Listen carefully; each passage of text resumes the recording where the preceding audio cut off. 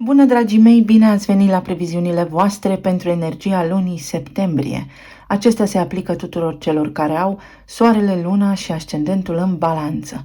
Să vedem așadar despre ce este vorba pentru voi dedicat. În primul rând, pe 3 septembrie, Venus, planeta iubirii și a banilor, își reia mersul direct în Leu, în casa voastră a 11. Venus este planeta care guvernează semnul Taurului, dar și semnul Balanței. Vorbește despre artă, confort, iubire, stimă de sine, bani, altruism, diplomație. Casa 11 este casa vărsătorului, casa viitorului, a planurilor noastre pe termen lung, a grupurilor sociale din care facem parte. Am spus încă din iulie că o perioadă de retrogradare poate aduce emoții din trecut, oameni din trecut sau vizitarea locurilor din trecut. În acest context, ieșind din perioada de retrogradare, Venus vă oferă o energie magnetică. Să deveniți conștienți de toate lucrurile pe care le puteți atrage pentru viitorul vostru. Oamenii potriviți alături de care să creați alianțe, familii de suflete. Oamenii respectivi vă pot fi alături pe o lungă perioadă de timp pentru ca voi să reușiți tot ceea ce v-ați propus. Stima voastră de sine poate fi acum ridicată dacă conștientizați cât de mult contează prezentul și că acesta clădește viitorul. Vă puteți face planuri pe termen lung pentru resursele voastre financiare, pentru starea voastră de bine și pentru abundența voastră. Tot aici puteți să vă faceți planuri alături de cineva drag sufletului vostru, să intrați într-o relație de iubire pentru că aceasta are toate șansele să dureze în viitor. În contextul în care aici se regăsește pentru voi în această configurație astrală Leul, acesta vorbește despre copii, bucurie, iubire, a fi îndrăgostit, creativitate, inspirație, noblețe, generozitate, poate și risc. Poate v-au trecut gânduri să vă împăcați cu cineva din trecut. Poate v-ați gândit la locurile natale în cazul în care nu sunteți pe meleagurile unde v-ați născut. Sau poate au ieșit la suprafață emoții din trecut de mult uitate. Toate acestea au avut sensul și rolul de a produce o conștientizare, pentru ca voi acum să deveniți conștienți de lucrurile pe care le doriți cu adevărat, pentru a lăsa deoparte ceea ce nu vă servește, întrucât este vorba despre viitorul vostru și despre o viață solidă și sustenabilă. Aici Venus vă oferă această energie magnetică să duceți la capăt planurile pe care le aveți, dar alături de oamenii potriviți vouă. Venus vă deschide poarta către grădina Edenului, să spunem în acest context, și vă arată un potențial viitor pe care voi puteți să îl manifestați prin curajul leului, prin creativitate, prin intuiție fină, prin a pune suflet și a pune pasiune acolo. Poate acum reluați o conexiune cu copiii sau poate faceți planurile voi care să îi ajute și pe copiii voștri. Copiii voștri acum pot să vă dea de veste că au planuri de viitor. Și aceste lucruri se pot întâmpla, sau este un moment în care să conștientizați dacă cumva sunteți imaturi în proiecția viitorului. Semnul leului vorbește și despre copilul interior care ne influențează, iată, viața, să devenim conștienți de ceea ce avem de lăsat în urmă, să iertăm trecutul pentru că acesta ne influențează viitorul. Mai departe, pe 4 septembrie, Jupiter, planeta expansiunii și a înțelepciunii, va intra în retrogradare în Taur, în casa voastră a 8-a. Casa 8-a vorbește despre resursele celorlalți, despre contractele deja semnate, despre intimitate, sexualitate, despre a mă simți în siguranță, despre psihologie și despre transformare profundă. Jupiter oferă imaginea de ansamblu. Pentru voi, în configurația astrală, este guvernator de casă 2. Cum îmi câștig acum banii? Care este stima mea de sine? Mă simt bine în ceea ce fac deja? Sunt respectat? Mă simt în siguranță? Pot beneficia de mai mulți bani? Sau am nevoie să reformez de la bază această arie importantă din viața mea? În intimitatea mea văd problema din toate unghiurile. Care este credința mea despre bani și cum o pot îmbunătăți? Aici se regăsește Uranus, care a intrat deja în perioada de retrogradare. Și Uranus este cel care ne trezește, aduce conștientizare profundă, ne zdruncină din forul nostru lăuntric și ne pune verde în față problemele la care avem de lucrat. Uranus și Jupiter aici în retrogradare pentru voi vă pot schimba cursul vieții într-o formă la care înainte nici nu visați sau pe care nu o puteați vedea pentru că erați încurcați de tiparele voastre limitative. Pe 14 septembrie are loc evenimentul de lună nouă din Fecioară din casa voastră a 12-a, unde se află și Mercur încă în perioada de retrogradare. Mercur iese din retrogradare pe 15 septembrie la fix o zi după. Casa a 12-a este casa peștilor, casa escapismului, a iluziilor, o casă a izolării, o casă ocultată, să spunem. Începuturile noastre, pântecul mamei, karma de neam și karma personală. O lună nouă vorbește despre noi intenții, noi direcții, lucruri pe care acum le putem începe ca să aibă un efect imediat. Fecioara este un semn foarte organizat, foarte disciplinat, este fix în opoziție cu peștii, la 180 de grade. Fecioara vine aici și spune strategie concretă. Ce este în mână nu este minciună. Ce ai de gând să faci acum? Ai vreun plan la care lucrezi? Dacă da, mai bine lucrează la el în tăcere, mai bine fă-l și apoi împărtășește-l cu ceilalți, pentru că lucrurile trebuie gândite foarte bine până la cel mai mic detaliu. Fecioara vorbește și despre sănătate, Fecioara vorbește și despre echilibrul dintre casă și serviciu, vorbește și despre mentorii pe care îi putem avea în viața aceasta, despre rutina noastră de zi cu zi. Atenție la rutină, atenție la cercul în care vă învârtiți, pentru că poate nu sunteți conștienți de aceste lucruri. Acum aveți șansa să o faceți, mai ales că Mercur iese din retrogradare pe 15. Poate v-ați simțit obosiți, poate ați avut insomnie, poate nu v-ați odihnit suficient de mult. Acum și cu planeta gândirii și a intelectului în mers direct, vi se luminează mintea dintr-o dată și toate lucrurile devin clare, scurt și la obiect, negru pe alb, voi face 1, 2 și 3. Și știți doar voi, abia ulterior puteți să împărtășiți cu ceilalți, care, da, vi se vor alătura în călătoria voastră. Aici vorbim despre chestiuni care pot ajuta oamenii din jurul vostru, pot ajuta societatea. Fecioara este eu în serviciul celorlalți. Ce pot scoate din mâinile mele bun acum care să servească binelui cel mai înalt al tuturor? Pentru că trăim vremuri complicate. Mai departe, pe 23 septembrie, soarele vine și vă luminează casa 1, se mută în balanță. Casa 1 este casa eului, modului în care noi ne afișăm în lume, modului în care ceilalți ne percep pe noi. Balanța, voi, semnul diplomației. Balanța este semnul artei, este semnul care vorbește despre relații. Cum ceea ce mi se întâmplă mie în viața de zi cu zi este reflectat prin ceilalți.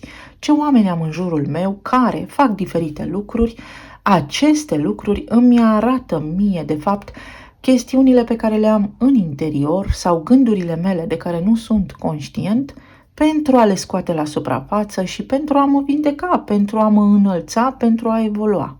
Soarele aici va aduce foarte mult optimism, vitalitate, să faceți lucruri. Vă veți da jos din pat mult mai repede. Veți fi foarte hotărâți și foarte determinați să faceți pașii potriviți pentru viitorul vostru, pentru o viață mai bună.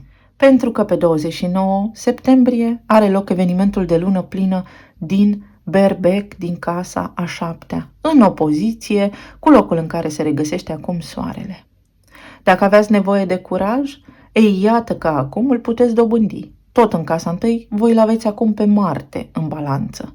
Marte în balanță care este un Marte, să-i spunem amuzant așa, puturos, care vrea ca lucrurile să se întâmple așa mai în voia sorții.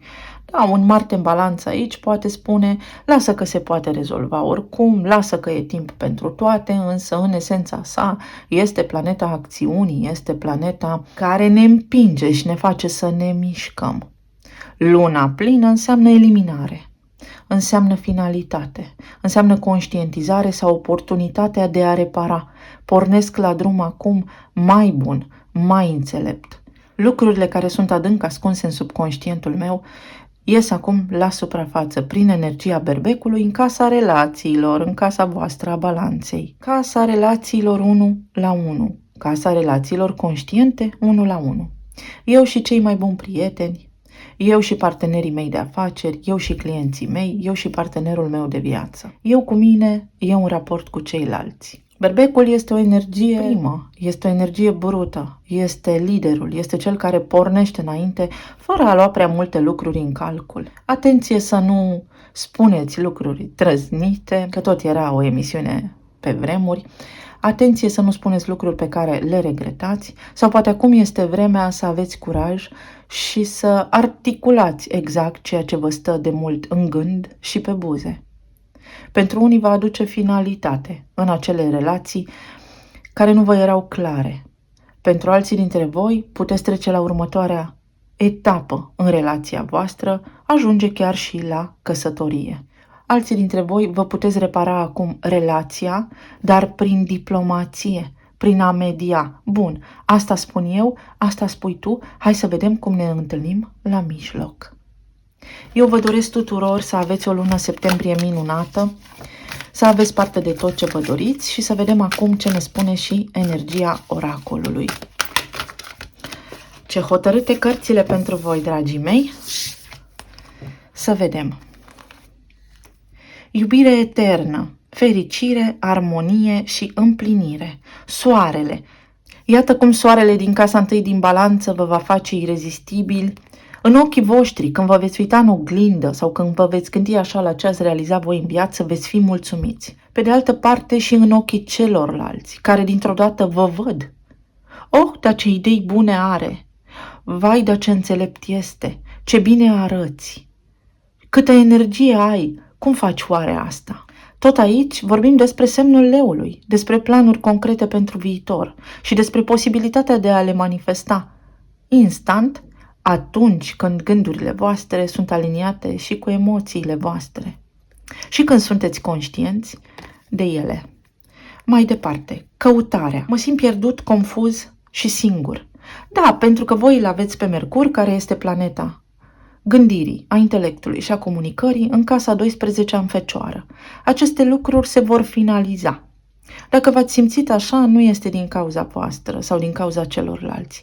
A fost o energie și a fost o vibrație care v-a îndemnat să săpați adânc în istoria voastră, în karma voastră și să vedeți unde și de unde ați preluat voi din familia voastră, genetic și energetic, karma sau lucrurile care v-au creat provocări în viața aceasta pentru a le finaliza, pentru că sunteți singurul om capabil să elimine această karmă din neamul vostru. Și inimă sacră, pasiune, iubire și uniune spirituală. Da? Casa a 12 din astrologie, unde voi veți avea luna nouă din Fecioară și pe Mercur, care iese din retrogradare pe 15, este o casă spirituală. Accesați niște informații așa la nivel de subconștient foarte importante. Peste noapte vă vin idei și nu știți de unde. Luați-le în seamă, pentru că aveți capacitatea în această lună să descărcați din eter, din câmpul electromagnetic, lucrurile care deja există acolo sau informațiile necesare care să vă deschidă calea prin cunoaștere. Mai departe, balanță septembrie. Tot ceea ce strălucește. Casa a 7-a. Casa 1, soarele în balanță. Casa a 6-a, eu în serviciul celorlalți, echilibru dintre casă și serviciu, sănătatea mea, și casa a 7-a din astrologie, relațiile mele. În casa a 6-a voi aveți peștii. Oare unde poate intervin și mă pun eu în serviciul celorlalți, sacrificându-mă pe mine sau fiind inconștient de faptul că oamenii aceia nu au nevoie de sfaturile mele neapărat?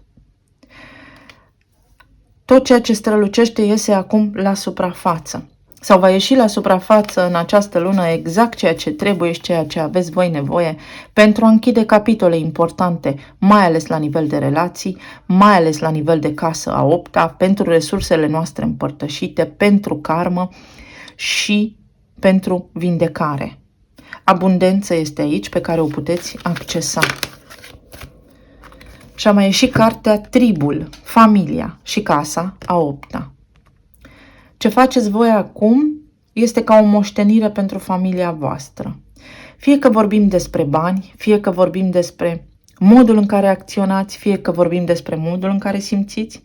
Dacă aveți copii, le-ați predat cumva și lor această moștenire, iar dacă sunteți, nu știu, persoane singure, cu siguranță, prin această energie, puteți închide karmă de neam. Una dintre karmele de neam, pentru că toată viața este ca o ceapă cu foițe. Tribul, și aici avem foarte multă iubire, foarte multe mesaje, planuri pe care le puteți face acum alături de copiii voștri și alături de partenerii voștri de viață pentru un viitor mai bun.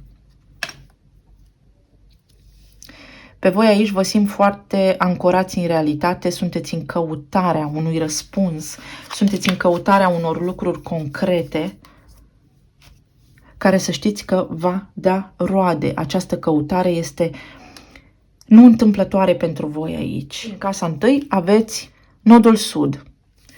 Nodul sud vorbește despre experiența voastră de până acum.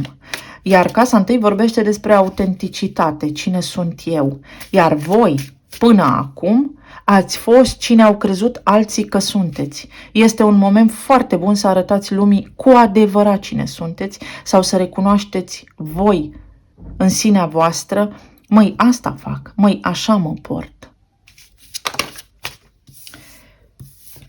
Au căzut din pachet, nici nu am apucat să le amestec. Gândul vostru este la cineva care în acest moment nu este disponibil sau aveți aici de rezolvat ceva trăiri intense, sentimente, karmă pe linie paternă sau în legătură cu tata. La nivel de relații, la nivel de plan material și la nivel de plan emoțional.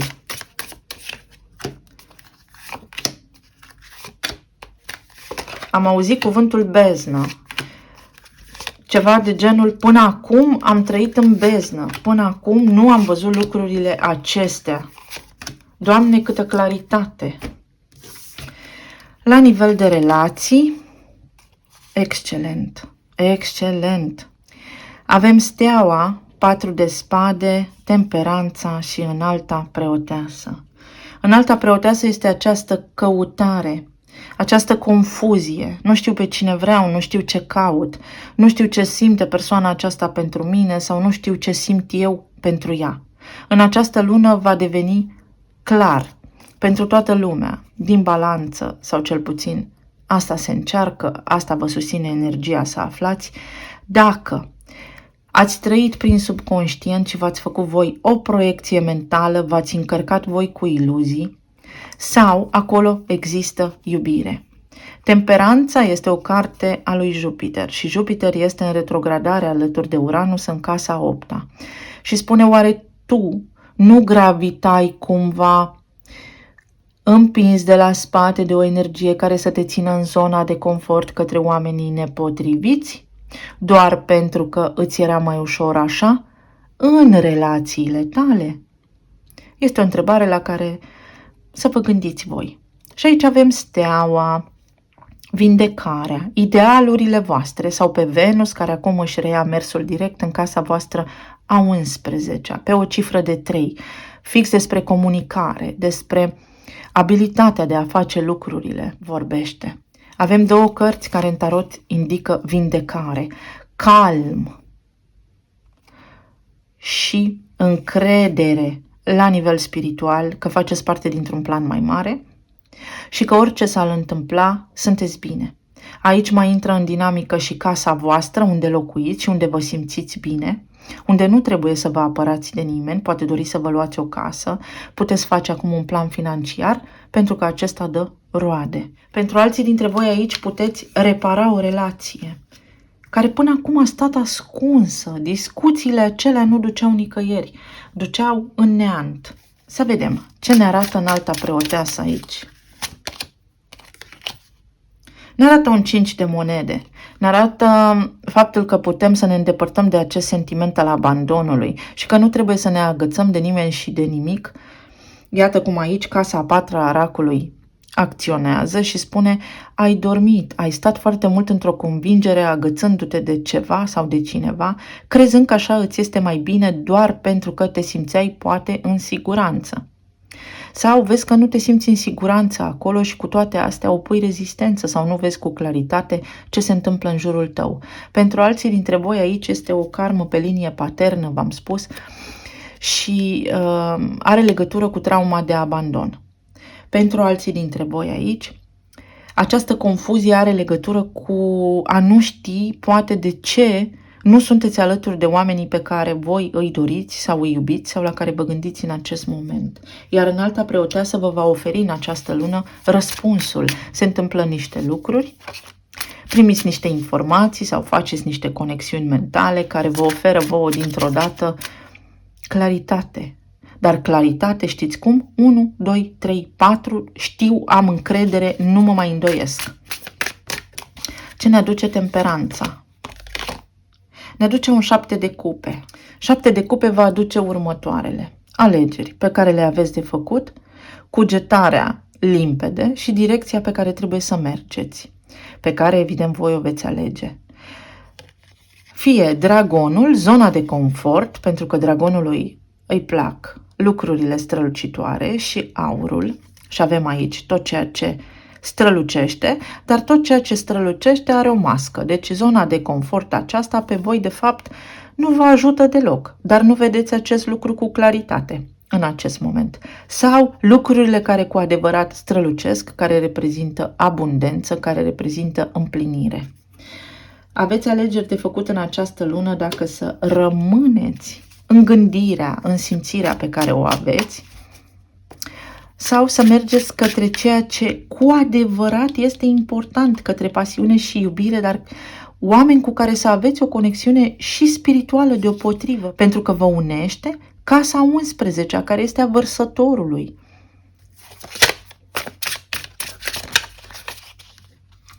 Ce ne aduce steaua? 4 de bâte. Relațiile pe care le doriți voi pot deveni acum realitate. Sau relații alături de oamenii potriviți vouă care să fie realmente și de succes și stabile în viitor.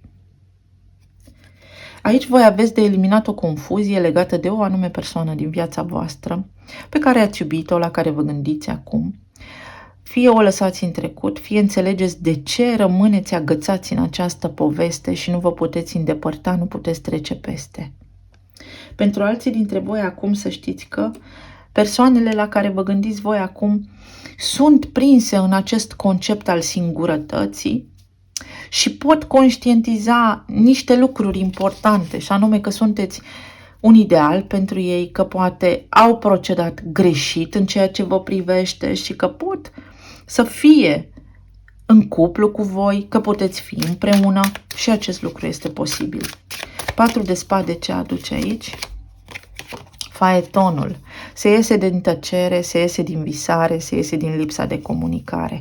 Nici nu-i de mirare cu Mercur pe care l-ați avut în casa a 12-a. Iese din retrogradare în semnul Fecioarei, lucrurile devin clare, ce vrei, ce dorești, ce poftești, asta vreau eu. Și de aici vedem ce facem. Faetonul aduce vești în relație, faetonul aduce schimbări în relație, însă aici este un factor decizional. În sensul în care mă consider o victimă, de ce mi-a făcut mie asta, sau conștientizez că acolo a fost un egregor, am colaborat, am contribuit amândoi la ceea ce s-a întâmplat și că pot merge mai departe acum, că pot să iert acest lucru, nu să șterg cu buretele, ci să iau de acolo într-o notă pozitivă experiența pentru a mă dezvolta, pentru a vedea ce facem noi de acum înainte. Ce aduce 4 de bâte aici? Cu cine puteți intra voi în relație? Luna plină și luna nouă. Acum vă va fi clar. Unii dintre voi vă treziți din iluzie și din visare și veți înțelege că viața e mult mai frumoasă decât credeați înainte sau că este momentul să deveniți realiști. Pur și simplu. Altora dintre voi, v-am spus, vă vor veni niște idei fabuloase sau veți avea niște conștientizări foarte puternice în această lună. Alții dintre voi veți spune stop, pentru că luna înseamnă și o relație așa cumva ascunsă. Iar alții dintre voi veți face acea relație care înainte era ascunsă să fie în văzul lumii. Treceți la o altă etapă. Și s-a mai întors aici asul de monede. Asta va duce faetonul. Drumul sigur. Relațiile corecte, relațiile concrete, oamenii potriviți. După acel eveniment de lună plină din Berbec, din casa voastră a 7-a, Vă veți activa cumva energetic codurile potrivite ca să atrageți prin Venus din Leu, care vorbește despre iubire, romanță, idealuri, iubirea potrivită pentru viitorul vostru, oamenii potriviți alături de care să aveți un viitor strălucit. Să vedem la relații, balanță, septembrie. Flirt. Să îți extinzi energia către alții sau să te deschizi cel puțin la nivel energetic pentru ca oamenii care te plac să aibă loc. Veți avea parte de flirt, de o energie așa poznașă, mai ales după ce iese Venus din retrogradare, de romanță, de pasiune, de iubire. Da, o lună potrivită pentru asta.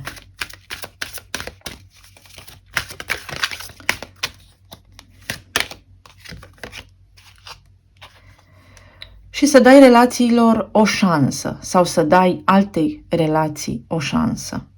Lucrează la parteneriatul tău, dar lucrează la relațiile tale la nivel de concept întreg. La casa 1 și la casa 7. Cine sunt eu și cine doresc să-mi fie alături. Voi aveți nevoie de persoane cu pasiune, cu zvâc, cu determinare, care să acționeze. În cazul în care partenerii voștri de viață de până acum nu au întrunit aceste condiții pe care voi le aveți în subconștient, s-ar putea ca aceste relații, poate pentru unii dintre voi, să se destrame.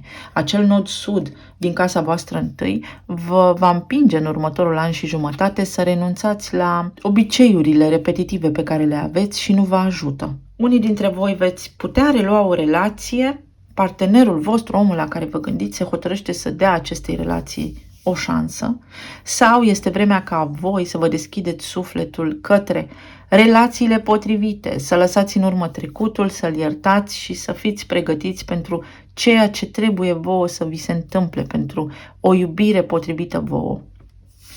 La nivel de plan material, vedeți cum voi aveți aici o traumă puternică și despre abandon, și la nivel de energia banilor și la nivel de relații, care acum se poate finaliza. De ce? Pentru că veți găsi calea. Veți găsi guvernatorul casei a 3-a pe Mercur, relându-și mersul direct în Fecioară, în casa a 12-a, care spune: acum eu știu. Eu sunt stăpânul planului material. Eu știu ce am de făcut, eu știu că nu semăn cu nimeni și eu știu că sunt perfect capabil să rezolv ceea ce am de rezolvat. Pentru mine acum iese soarele pe strada mea. Venus din Leu, din casa 11-a, o casă a vărsătorului, spune: atrag tot ceea ce îmi trebuie, unde merg se deschid ușile înainte ca eu să bat la ele. Și cavalerul de monede. Da, o iau încet, am un plan foarte bun, o strategie foarte limpede și foarte corectă pentru ca eu să rezolv toate lucrurile acestea și să reușesc în viitor. Se deblochează chestiuni legate de bani aici, treburi care poate au mers încet sau comunicări, contracte care poate înainte au fost tergiversate, tărăgănate, lungite. Despre ce vorbește 5 de monede? Regina de monede. Știu ce am de făcut, am totul sub control, chiar dacă trebuie să mă ocup singur de acest aspect. Aici, pentru unii dintre voi, aveți așa un sentiment de eu sunt singurul, eu sunt singura care se ocupă de lucrurile acestea și uite, vreau să facem ceva împreună, dar doar eu mă ocup de asta. Pentru alții dintre voi trebuie să depășiți o traumă legată de o căsnicie sau de o relație care nu a funcționat înainte și să vă reveniți puțin, pentru că v-a afectat și planul material. Să vă reveniți puțin de tot, mai exact. Ce aduce 3 de bâte aici? Îndrăgostiții. Puteți cunoaște pe cineva la locul de muncă, să știți? Sau aveți niște alegeri foarte importante în această lună, acolo, în planul vostru mental, sau în prim plan, care vă creează viitorul și care vă vor crea un viitor foarte bun, foarte solid. Știu că sună ciudat și amuzant, dar veți fi ca un șef de trib, ca un om recunoscut în comunitate, recunoscut la serviciul său pentru calitățile deosebite pe care le are și pentru că are ceea ce ceilalți au nevoie. Unii vor depinde de talentul vostru, de activitatea voastră profesională. Împărăteasa ce aduce? Din nou luna. Nu am putut să văd până acum drumul, dar acum sunt conștient. Acum îmi este clar. Uite de fapt cât de puternic sunt, dar eu mă văd mic, neimportant. Este momentul în care se sparg iluziile. În această lună se sparge iluzia, mai ales la nivel financiar, mai ales la nivel de relație aici. Da, suntem la planul material pentru că acesta este planul concret din care facem parte, în care trăim, unde trebuie să faceți curățenie prin lună, prin credințele voastre despre bani. Ai încredere în tine că ai un rol important de jucat în această lume. Toate balanțele sunt sub puternica influență a nodului sud, care înseamnă ceilalți, noi. Și cavalerul de monede, 10 de cupe. Pe planul material în viitor, dacă vă faceți de acum temele și treburile și tot ceea ce este indicat să faceți, să deveniți conștienți, veți avea parte de foarte multă împlinire. Vedeți aici coșul acesta cu roade? Veți hrăni alți oameni dacă este nevoie sau munca voastră va da atât de multe roade încât pur și simplu nu vă veți mai încăpea în suflet de bucurie. Foarte bună energia, dar va sta într-o alegere pe care o faceți. Da, luna aceasta. Să vedem la nivel emoțional aici. La nivel emoțional va apăru luna peste tot, deci această energie din casa a 12 este foarte importantă, dar și din casa a 4 a racului, pentru că racul se agață. Racul nu dă drumul. O respingere, un refuz anterior va crea blocaj mental și nu ați putut merge mai departe, nici la nivel de afaceri nu v-ați simți bine, nici la serviciu nu v-ați simți bine, dar nici în relația de iubire. Voi sunteți chitiți mental, fără să vă dați seama, cumva, pe o persoană din trecutul vostru care a spus deja nu. O persoană poate ușor detașată. Albastru este o culoare rece. Aici este o energie de aer, dar este și o energie a Scorpionului, să știți. Balanță, Vărsător, Gemeni, posibil Scorpion. E bine, nu sunt excluse nici celelalte semne. Pești mai putem avea aici, dar este foarte multă energie de aer, ceea ce înseamnă că această relație și acest blocaj emoțional pe care îl aveți, mai ales în manifestare, nu vă vedeți viitorul nu mi este clar, are legătură cu iubirea sau cu un refuz anterior pe care l-ați primit. Poate aici, la nivel de plan material. Pentru cei care sunteți căsătoriți aici, ceva nu merge bine. Aveți niște blocaje sau aveți așteptări unii de la ceilalți, cei care sunteți singuri, aveți un blocaj. Ați rămas undeva blocați și nu puteți să ieșiți la întâlniri. Nu vă vedeți cu altcineva. Nu aveți cum să vă vedeți pentru că voi nu aveți încredere în voi. La nivel medical acum este momentul să dormiți mai mult. Aici voi spuneți nu somnului, dormiți puțin, nu aveți o rutină sănătoasă, nu mâncați corect. De mâncat, mâncați corect, dar nu... Ia uite, s-au ascuns aici niște cărți. Se încheie niște cicluri puternice. Veți conștientiza ceva profund pe parcursul acestei luni. De mâncat, mâncați corect, dar contează ce mâncați. Ce spune 4 de cupe? 2 de monede. Ați rămas așa cu un fir de speranță atârnat, cu un picior în trecut și cu un picior în viitor. Așa sunteți voi acum. Și este momentul să aduceți ambele picioare în prezent, pentru că de aici se dă ora exactă. Ce mai avem aici? Luna. 6 de cupe.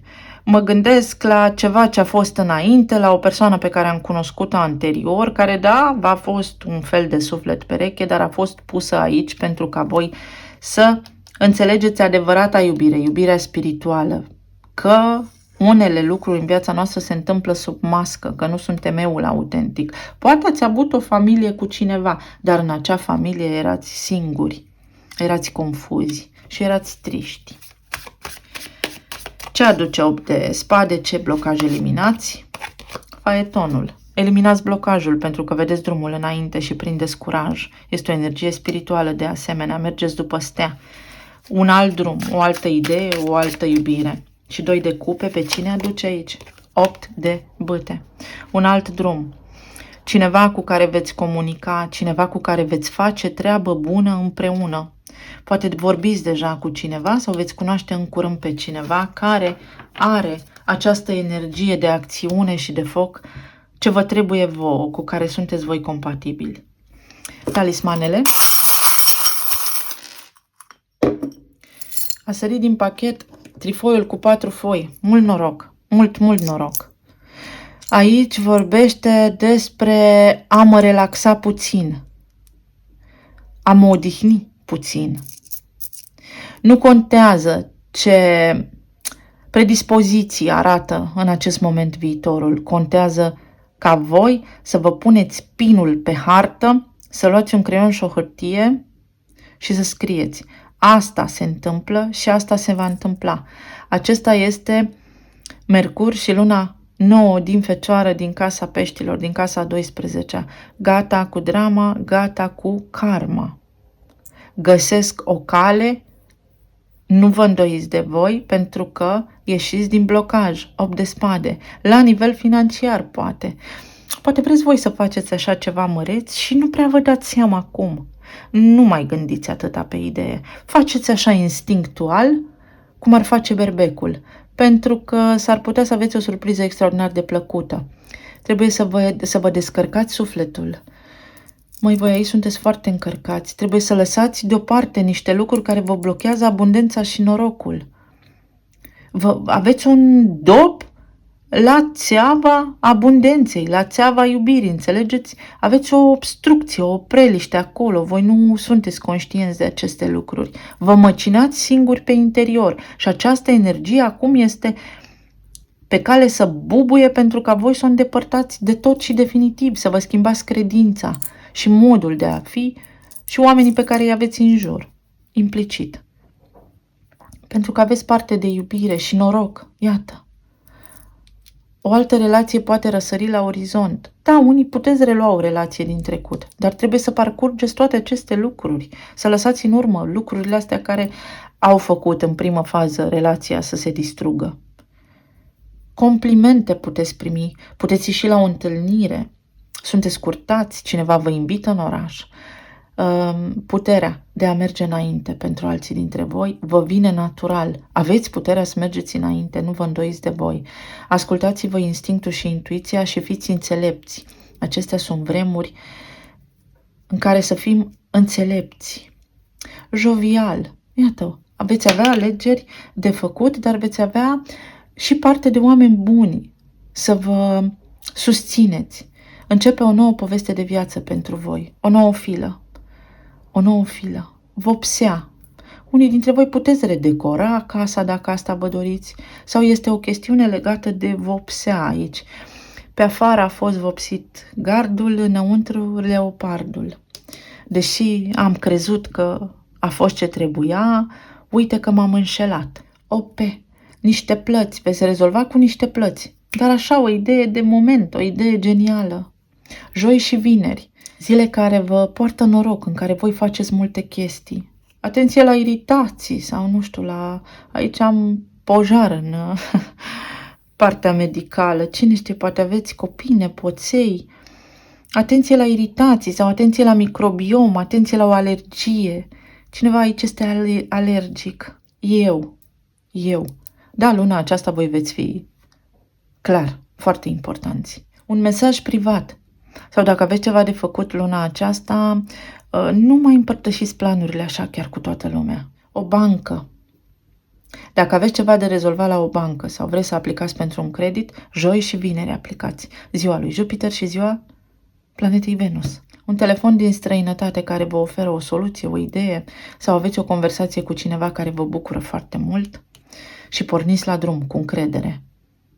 Și cam atât, dragii mei. Sper să aveți o lună minunată. Inițialele erau J, O, P și V. Am uitat să le spun. Să aveți o lună minunată, să fiți sănătoși și iubiți și să ne reauzim cu bine și data viitoare. Pa, pa!